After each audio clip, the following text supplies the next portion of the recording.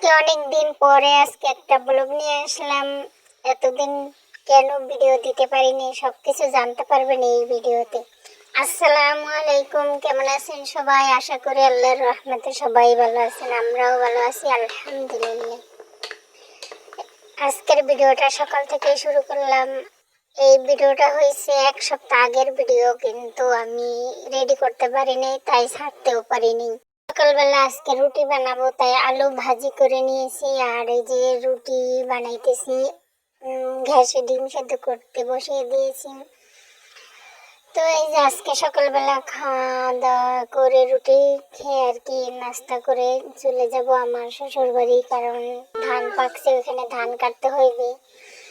তাই ওইখানে গেলে অনেক কাজে ব্যস্ত থাকবো, তাই আর কি ভিডিও দেওয়া হয় নাই, বানানো হয় নাই, যে অনেক কাজে ব্যস্ত ছিলাম।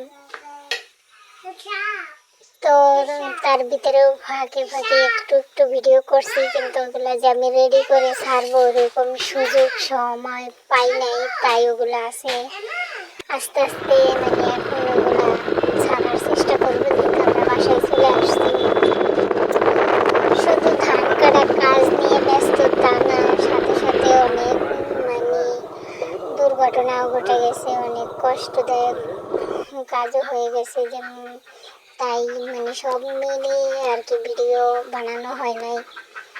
আমার এক মামা শ্বশুর কিছুদিন আগে আপনারা দেখতে পারছিলেন যে আমার এক চাচি শাশুড়ি মারা গেছে, তারপরে আবার 2-3 দিন পরে আবার এক মামা শ্বশুর মারা গেছে। তো এই যে আমরা চলে আসছি আমার শ্বশুর বাড়ি। আর এই যে ঘরটা দেখতেছেন, এই ঘরটায় আমরা থাকতাম যখন আমরা বাড়ি থাকতাম। এখন এই ঘরে কিছুই নাই, একদম খালি, যেহেতু আমরা বাসায় চলে আসছি। আর বাহিরে অনেক বৃষ্টি, তাই ধান কেটে এই ঘরের ভিতরে রাখা হয়েছে।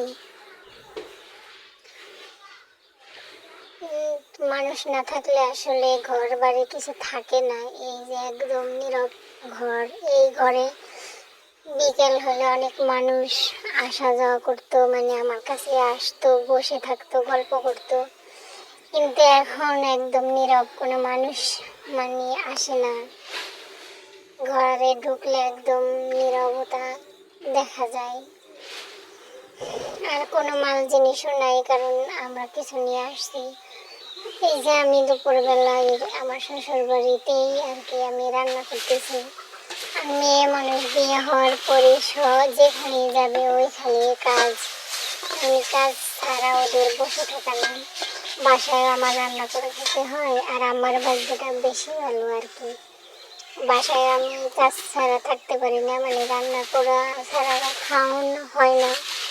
আমার হাজবেন্ড কিছুই পারে না, মানে যে একদিন অসুস্থ থাকলে রান্না করে খাওয়াবে ওরকমও না। আর শ্বশুর বাড়ি গেলেও সবাই আমি রান্না করবো এটাই চাই, পছন্দ করে, তাই আমি রান্না করি। আবার বাবার বাড়ি গেলে আমি নিজে থেকেই আর কি রান্না করি, কারণ সারা জীবন তো রান্না করি, তাদেরকে একটু রান্না করে খাওয়া। এক সপ্তাহ পরে এখন বাসায় আসার জন্য রওনা হয়েছে, বের হয়েছে আর কি। আর এই এক সপ্তাহের মধ্যে অনেক কাজ, অনেক কিছু হয়ে গেছে, এগুলো ভিডিও করতে পারিনি, যেহেতু শ্বশুর বাড়ি, সব জায়গায় সব কাজ করা যায় না, আর যেহেতু আমি একা একা ভিডিও করি। তো আজকের ভিডিওটা এই পর্যন্তই। সবাই ভালো থাকবেন, সুস্থ থাকবেন, আমাদের জন্য দোয়া করবেন, আমাকে সাপোর্ট করবেন। আল্লাহ হাফেজ।